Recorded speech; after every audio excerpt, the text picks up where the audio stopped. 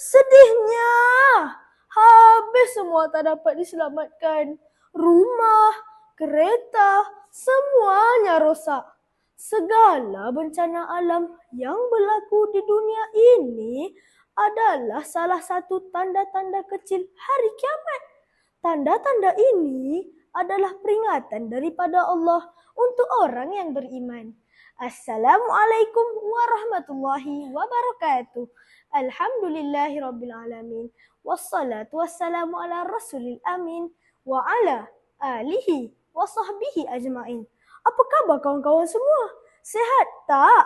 Alhamdulillah.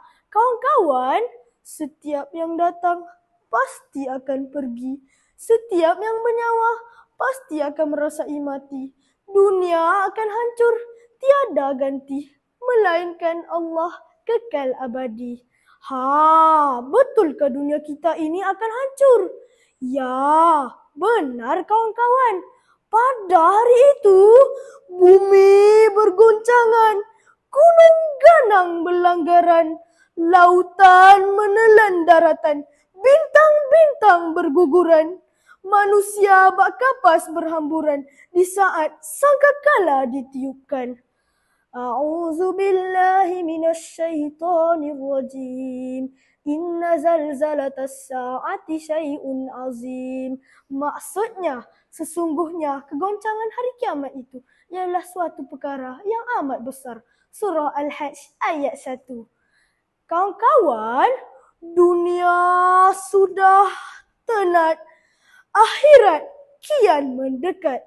Masa semakin singkat. Tuntutlah ilmu akhirat. Perbanyakkanlah amal ibadah. Moga di sana mendapat syafaat. Negeri akhirat pasti selamat. Selepas berlakunya hari kiamat, kita akan dibangkitkan di padang mahsyar. Untuk apa kawan-kawan? Untuk dihitung segala amal.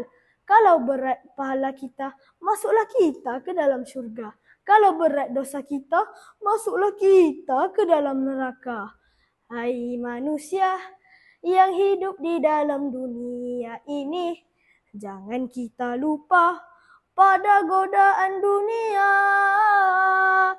Hidup ini adalah kurniaan dari Tuhan.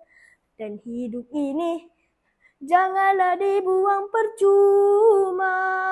Jalan yang sempit yang membawa kepada kehidupan. Jalan yang luas yang membawa kepada kehancuran. Ramai orang yang melalui jalan yang luas itu. Sedikit orang yang melalui jalan sempit itu. Kawan-kawan, lihatlah di sekeliling kita. Berapa ramai orang yang meninggalkan solat 5 waktu. Berapa ramai orang yang meninggalkan puasa dengan sengaja.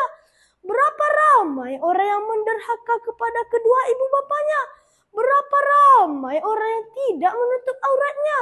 Sebagai Muslim yang saling sayang menyayangi, tegurlah mereka, bimbinglah mereka, pimpinlah mereka ke syurga Allah. Kerana kita semua bersaudara. Sebagaimana hadis Rasulullah yang bermaksud berbuat baiklah kepada Allah dan berbuat baiklah kepada manusia. Ingatlah, dunia ini bukan jaminan.